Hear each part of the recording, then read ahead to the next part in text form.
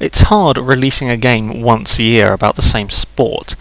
There has to be enough improvements and additions to make the more casual fans want to upgrade from the previous game, while not changing so much that you annoy the more hardcore.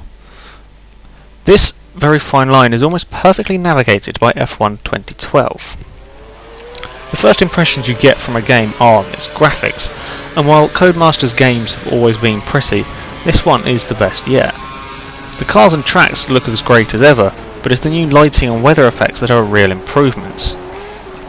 Clouds will form over just parts of the racetrack, quickly turning into localised rain showers, with this all giving a more realistic experience.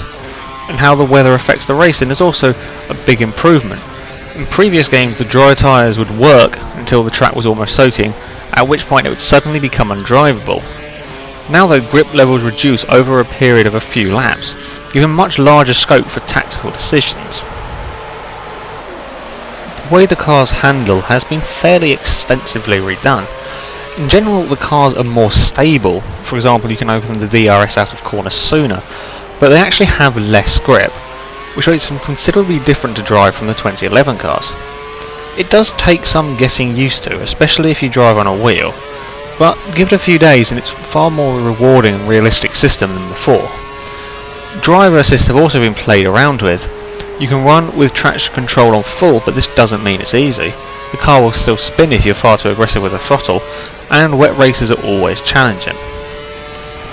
There are also improvements to the AI.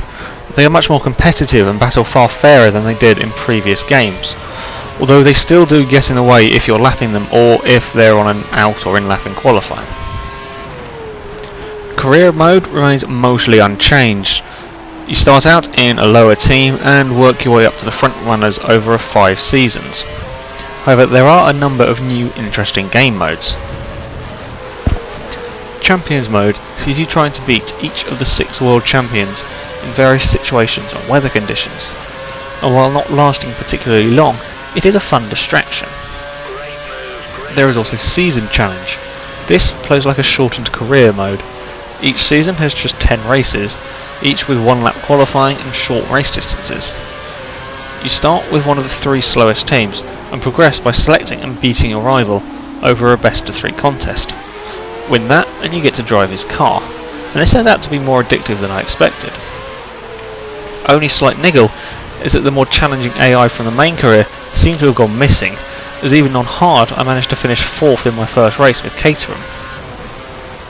For those new to F1, there is the Young Driver Test, which plays out much like a tutorial, showing you the basics of F1 and giving you a number of test scenarios. It's also thankfully not too long, so it doesn't annoy those who already know what they're doing. Online modes remain much the same, with Co-op Championship allowing you to compete in a full championship season with a friend as your teammate, and then there's the normal online matchmaking races. Only flaw with this is being occasionally slightly strange collision detection system. A couple of times one player's screen doesn't show them touching the car in front, yet that car ends up in the gravel. This is a great racing game, there's no doubt about it. New modes add some more fun and different gameplay, while all that made the previous games good has been kept in. It's not perfect, but it's certainly a solid improvement over the last games. I'm certainly excited to see what they can come up with for the next one.